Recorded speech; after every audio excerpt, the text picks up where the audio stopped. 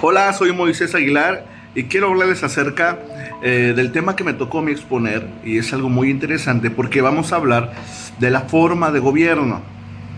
Y cuando hablamos de forma de gobierno, estamos hablando del modo en el que se estructura y ejerce el poder dentro de un estado, dentro del país. No solo de manera técnica, sino también en ideología, pues implica decisiones de cómo se ejerce el poder y con qué límites se va a ejercer el poder. Y hay un autor que estoy leyendo para este tema, que es Arteaga Nava, del libro de Derecho Constitucional, cuarta edición, y él parte de una reflexión histórica de cómo los pueblos han adoptado distintas formas de gobierno. Y el autor toma de Aristóteles tres formas puras de gobierno. A esto le podríamos llamar clasificación aristotélica, las cuales son monarquía, aristocracia y democracia. Cuando hablamos de monarquía, estamos hablando del gobierno de uno para el bien común. Cuando estamos hablando de aristocracia, estamos hablando de gobiernos, el gobierno de pocos para el beneficio de virtuosos. Y cuando hablamos de democracia, estamos hablando del gobierno de la mayoría para un bien común. Y cada una de estas formas tiene su sistema, y se los voy a explicar. La monarquía se basa en la tiranía, la aristocracia en la oligarquía y la democracia en la demagogía. Ahorita vamos a explicar un poco más esto. Y el autor Arteaga utiliza estas clasificaciones para analizar las formas modernas que hay de gobierno. La monarquía, que utiliza la tiranía para gobernar. ¿Y qué es la tiranía? Es el poder de uno solo sobre el pueblo. La aristocracia es aquello que se basa en la oligarquía. ¿Y qué es eso? Es el gobierno de los poderosos, de la élite, sobre el pueblo, para beneficio de ellos mismos. Y la democracia, que se basa en la demagogía, que es el gobierno en base a las necesidades del pueblo. Estas son las tres formas del gobierno que utiliza el autor para describir los gobiernos modernos. Y tomando esto, el autor deja claro tres conceptos: lo que es república, lo que es monarquía y lo que es totalitarismo. La república es el poder que reside en el pueblo y en sus representantes, y se caracteriza por la división de poderes y la temporalidad de cargos. No obstante, la monarquía es el gobierno de uno solo, y generalmente este gobierno o este poder que es ejercido sobre el pueblo es de manera hereditaria. En cambio, en el totalitarismo busca dominar o obtener el control de la vida en el ámbito social, privado y político, eliminando todas las libertades. Es algo así como que el gobierno busca tener el control de todo. El autor Arteaga deja claro también unos conceptos. Por ejemplo, ¿qué es gobierno? Gobierno es el conjunto de órganos que ejercen poder en el Estado. Forma de Estado se relaciona en el poder central y en los subnacionales. Y forma de gobierno es la forma en la que se distribuye y ejerce el poder de manera política. Ahora, tomando en cuenta todo esto, surge algo. ¿Qué vínculos hay entre la república y la democracia? Aunque son diferentes en conceptos y en orígenes, república y democracia están estrechamente vinculadas.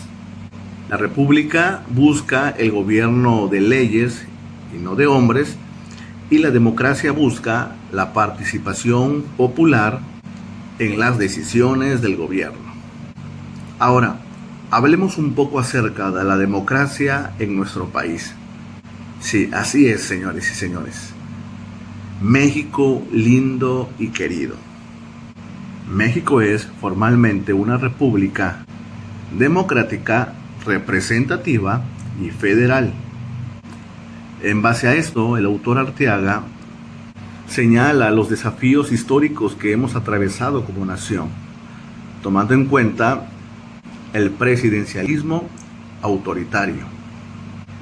Y nos habla que la corrupción, la debilidad del Estado de Derecho han limitado mucho la democracia real en nuestro país, preguntándonos qué tan democrático es nuestro país en la actualidad. ¿Qué es la representatividad política? Existen dos tipos de ella, la formal y la sociológica. ¿Qué implica la formal? La formal es derivada a las elecciones conforme a la ley, y la sociológica es cuando los representantes reflejan efectivamente la pluralidad y la voluntad del pueblo. Esto se ve muy reflejado cuando es el periodo electoral en nuestro país. Ahora, hablando de esto, se viene un duelo. El autor Arteaga discute las tensiones entre mayoritarismo versus representación proporcional. Ya hablemos un poquito de estos conceptos. El mayoritarismo favorece la estabilidad y gobernabilidad, pero no puede excluir minorías. Por otro lado, la representación proporcional da cabida a una mayor diversidad política, y esto implica fragmentar el poder y dificultar la toma de decisiones. El autor Arteaga nos pone otro duelo, y este duelo es la representación legal y la representación legal. Por ejemplo, si hablamos de representación legal, estamos hablando de quien haya sido elegido conforme a la ley. Y la representación real exige que ese representante actúe en beneficio de quienes lo eligieron. Y aquí en México hay una gran distancia entre ambas. Ahora, ¿qué forma de gobierno hay en México? México adopta el modelo republicano, democrático, representativo y federal, según el artículo 40 constitucional. Sin embargo, el autor Arteaga subraya algo. Señala la descentralización de poder, la desigualdad y la debilidad institucional. Todo esto ha venido a distorsionar la forma real de gobierno en nuestro país. Hablemos un poco del gobierno federal. ¿Cómo es que el gobierno federal representa a nuestra nación? El gobierno federal no solo administra el país, sino que éste representa a la nación en todo su conjunto. Por tanto, debe de reflejar el interés general y mantener un equilibrio. Y este es el equilibrio entre poderes y garantizar los derechos individuales. Y esto es de lo que el autor Arteaga Nava nos puede expresar o nos puede exponer en cuanto al tema, la forma de gobierno. Y si me preguntan, Moisés, ¿y de dónde sacaste toda tu información? Sí, señoras y señores, tengo bibliografía. Así que mi bibliografía sale del libro de Derecho Constitucional, cuarta edición, del autor Elizur Arteaga Nava. Así que se los recomiendo que lo lean, que aprendan y que se preparen para el examen. Saludos.